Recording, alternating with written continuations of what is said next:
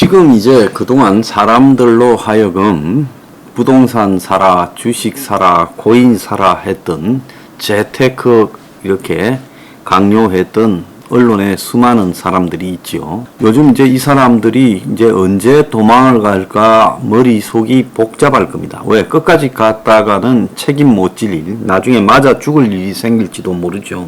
그래서 어제 문화일보에 보면 구독자 180만 재테크 유튜버 일반인으로 살 거다. 지금까지 뭐 특별한 사람이 있나요? 채널을 양도했어요. 혹시 파이어, 그러니까 이제 일 때려치우고 많이 벌었으니까 일찍 노는 쪽으로 들어가느냐. 자, 이렇게 이제 기사가 났어요. 방송 PD 출신으로 유튜브 운영으로 본격 재테크 활동. 월 수입 직장 생활 시절보다 100배 증가. 구독자 183만에 달하는 재테크 유튜버 채널 신사임당 운영자가 돌연 채널을 양도 남에게 주고 일반인으로 살겠다. 그래서 그 배경에 대해 구독자와 유튜버 이용자의 관심이 몰리는데, 한때 방송 PD였던 이 운영자는 유튜버 채널 운영 등 재테크 활동으로 월 수입이 직장 때에 비해서 100배 늘었다. 신사임당 운영자 주은규 37 먹었어요. 인스타그램에 엊그제 오늘부로 신사임당 채널에 대한 모든 권한은 채널을 인수한 분께 양도했다. 파란 것 같아요. 진행 예정이던 생방송은 이제 진행이 어렵다. 저의 모든 것이자 정체성 같았던 신사임당 채널을 떠나니 저 역시 유명 유튜버가 아닌 그냥 한 명의 일반인으로 열심히 살아가겠다. 이 사람은 뭐 경제방송 PD 출신으로 2018년부터 유튜버를 했고 2020년 7월에는 TVN 예능 유키즈 온 더 블록에 출연해 직장 생활하던 당시 월급 180만원에서 5년 만에 월 수입이 100배 올랐다. 그래서 방송하던 2년 전에 그가 밝힌 월 수입이 1억 8천으로 현재는 그것보다 훨씬 늘었을 건데, 당시 직장이 경제방송이라 1000억, 2000억, 1조 이야기를 하고 방송이 끝났는데 내 주머니에는 5천원 있더라고 괴리를 털어놨다고 합니다. 그래서 이 채널은 재테크에 관한 콘텐츠를 방송하며 부동산, 주식 등 각종 자산에 관한 현황 분석과 조언을 구독자들에게 공유해왔는데, 주식에 관한 콘텐츠가 마지막으로 엊그제 올라왔고 어제는 아무것도 안 올라왔대요. 자, 참 영악하고 야근 친구지요. 딱 때려쳐야 될 타이밍에 때려치웠습니다. 자, 그리고 짧은 시간에 확 땡기고 빠지는 거예요. 자, 월 1억 8천이면 그래가 몇 년 확 땡겼으면 수십억 지금 만지고 떠나는 거 아니겠어요? 채널 팔면서도 좀 챙겼겠죠. 제가 이 이야기를 하는 거는 부러워서 하는 게 아니에요. 저야 어차피 저런 친구 1000명, 10,000명을 때려놔도 저하고 경제학으로 이야기하면 저 친구들이 못 당합니다. 저는 대한민국의 사기 경제학이 지배하고 있다고 봐요. 그런데 그런 친구들조차도 지금 저리 빠집니다. 지금 순천인가 하는 지방에는요, 여자 둘이서 코인 등에 투자한다면서 돈을 갖다가 한 100억쯤 땡겼다가 한 명은 자살하고 한 명은 도망을 갔는가, 그리고 또 자살자가 4명이 더 있다. 그래서 연쇄 자살이 벌어지고 있다는 거예요. 그래서 이 투기 열풍에 아주 지방 도시의 허접한 아줌마들조차도 지금 남돈을 100억씩 땡기고 있었다는 겁니다. 자, 그런데 굉장히 발빠르게 이제 더 갔다가는 본인이 자기가 지금 얻은 것을 지키지 못하고 나중에 보상해내라, 네 말 듣고 투자했다 망했다, 그런 어필밖에 안 오겠지요. 그러니까 지금 끊고 튈 때다. 그래서 아마 자연으로 파이어족이 되어서 떠나겠지요. 자, 그런데 제가 이 이야기를 하는 거는 저런 친구들 크게 내가 볼 때 지식이 있어서 저 나이에 방송국에 PD인데 180만원 받았다면 뻔한 거 아니겠습니까? 어디 변두리 케이블 방송일 가능성이 크지요. 경제 채널. 그런데 공직자들, 한국의 경제 관료들은 지금 사상 최악의 장기 침체가 눈앞에 닥치는데 도대체 뭘 하고 있느냐라는 겁니다. 뭘 하고 있느냐. 자, 오늘 아침에 언론 기사를 한번 봅시다. 지금 이 위기가 솔직히 말하면 1년짜리냐 2년짜리냐 아니면 10년, 15년, 20년짜리냐, 저는 일본이 버블 붕괴로 본격적으로 91년, 징조가 89년부터 시작됐던 것처럼 지금 그 단계에 우리가 올해 들어갔다고 봅니다. 올해부터요. 그리고 이제 이러면서 확 꺼지는 싱크홀 현상이 내년 봄에 나타날 거라고 보고 있습니다. 자, 오늘 아침에 언론에 보면 금리 인상에 세계 부동산 붐이 꺼지는 중이다라고 기사가 났어요.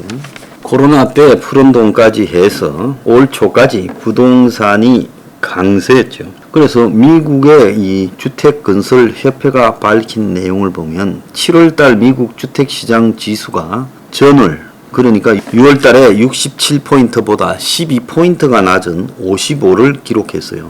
그래서 감소폭이 코로나 초였던 2020년 4월 이후 최고 수준이라는 거예요. 굉장히 미국의 이 주택이 지금 가격이 다운되고 있다는 겁니다. 향후 주택 시장이 암울하다라고 보는 거죠. 자, 주택담보대출이 작년 말에 불과 7개월 전에 2.66이었는데 지금 6%가 넘어서 중저가부터 이제 사는 사람이 없어졌다는 거예요. 미국 부동산이 안전자산이라고 구매해오던 사람들이 주춤해져서 미국에 부동산 사는 사람이 없고, 캐나다, 뉴질랜드 같이 살기 좋다고 지금 집 많이 사던 데서 가격이 지금 확 떨어지고 있고, 호주, 스웨덴도 떨어지고 있다는 거예요. 그래서 지금 전 세계적으로 부동산이 꺼져가고 있다. 자, 또 한 개 봅시다.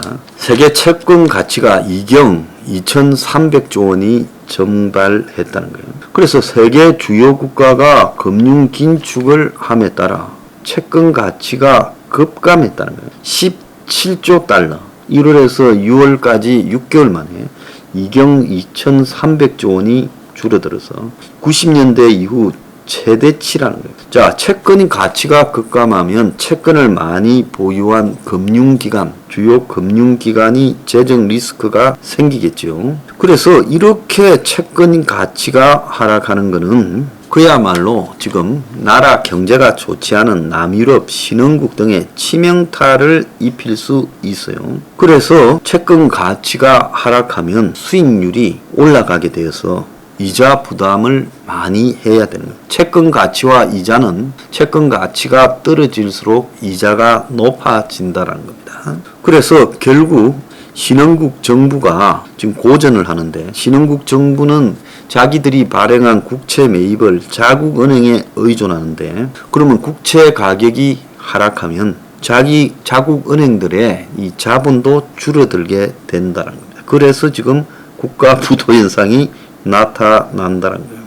그래서 채권 가치가 하락하니까 전 세계 채권 이자가 평균 1% 상승할 경우 이자 부담이 1조 2,500달러가 늘어난다.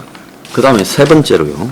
확 좁혀진 장단기 금리차. 그래서 보통 보면 국채의 장단기 금리차, 즉 10년짜리하고 3년짜리가 지난 15년간 중에 최소 수준으로 금리가 좁혀졌어요. 금리 차이가요. 그래서 경기 지금 둔화가 현실화된다라는 것이 한국에도 나타난다는 거예요.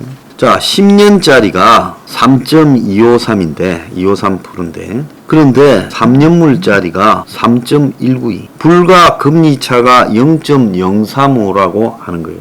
자, 미국처럼 지금 장단기 금리 역전 현상이 나타나려고 하는 상황입니다. 한국이 지금 그렇다는 거예요. 자, 이거는 뭔가 하면 사람들이 경기가 나빠도 그래도 3년 앞의 경기가 10년 뒤의 경기보다는 나을 거다.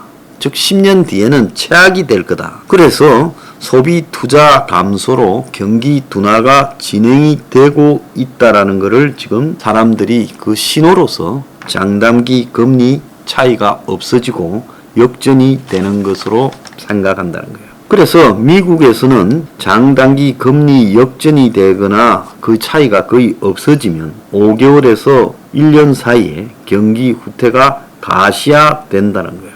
미래의 경기 전망이 나빠지면 만기가 긴 채권 금리가 만기가 짧은 금리보다 흔들린다는 거예요. 보통 상식적으로는 올해 이 묵혀놓는 이 채권 금리가 훨씬 높아야 되는데 이게 지금 다 경제 전문가들이 보더라도 앞날을 예측할 수 없는 대혼란 상태에 접어들었다. 이렇게 판단한 거예요. 자, 하느니 정부가 10월이면 물가가 꺾인다. 4분기에는 물가가 진정이 된다. 추석이 일찍 9월 달에 있어서 추석 지나고 가격 떨어진다. 그리고 작년 10월부터 물가 뛰었는데 이제 그때쯤은 막연하게 6월 8월이 정점이 되고 휴가철 추석이 끝나면 내려갈 거다. 지금 이렇게 말을 하는데 이것도 완전히 그냥 희망사항에 불과하다는 거예요. 지금 러시아하고 우크라이나 전쟁이 10월에 끝나겠어요? 그리고 더 나아가서 원화 가치가 앞으로 어떻게 될 거라고 봐요? 10월이면요 1,500원에 접근해 가지 않겠어요? 그래서 지금 한국의 물가에 최대 영향을 미치는 것이 결국은 이 수입 가격일 건데 저런 식으로 안이하게 생각을 하고 있어요. 그래서 유튜브에서 돈 땡기는 재테크 하는 아들은 지금 건물이다. 여기서 그런 거 가지고 튀자. 이러는데 정부 관료들만 막연히 물가도 곧 안정되고 환율도 심각한 게 없을 거다. 금리도 뭐 연말까지 3%, 미국 금리가 3% 미만에 떨어질 거다. 이런 소리를 합니다.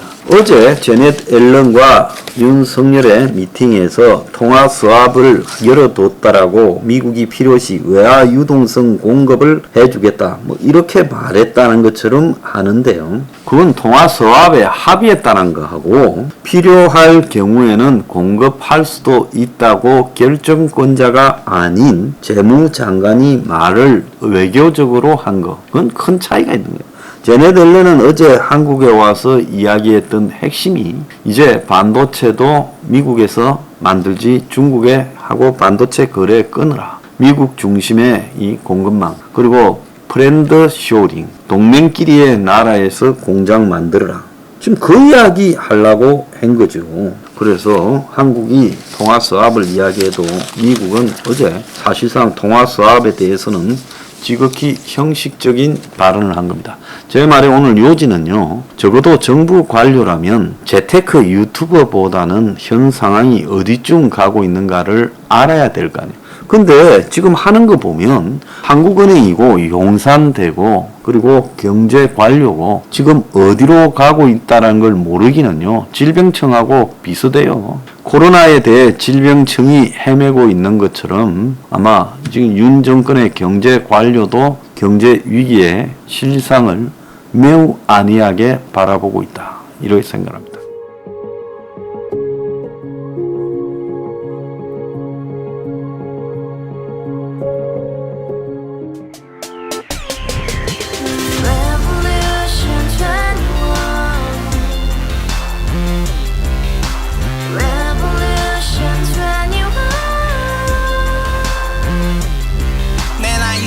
월세 30 코인빚만 300 서울에 온 지 벌써 10년 아둥바둥 버텼지만 여전히 난 반지 하에 제왕 곰팡이 연문제약 내비랑 깡통망통 완전히 폭망 90원 창문만큼 작아진 내 꿈 연애 결혼 내 집 모든 게 헛꿈 1년 전 떠난 여친 울며 말했지 같이 써봤자 평생 가본 게 꼭꼭꼭하지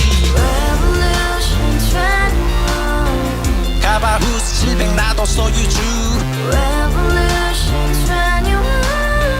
가바후스 700 나의 소주 택시기사 우라부지 마트캐셔 울어무니 우리 집안 다 털어봤자 후줄 그래 개선민 내 미래 거기서 팍 끝난 거지 팍 더 이상 노력 따윈 괴물이 스펙 찾아서 말리 비오는 날 알바 잘려 맨날 학원 날 개쳐 발려 밤비 내리는 양화대교 홀로 걷고 있을 때 현수막에 아로 새겨진 평당 700짜리 아파트 다같이 소리 질러 혁명 21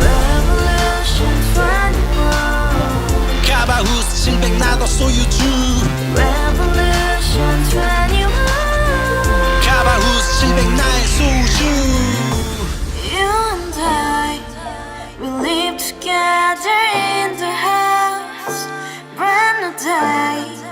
And you dream it just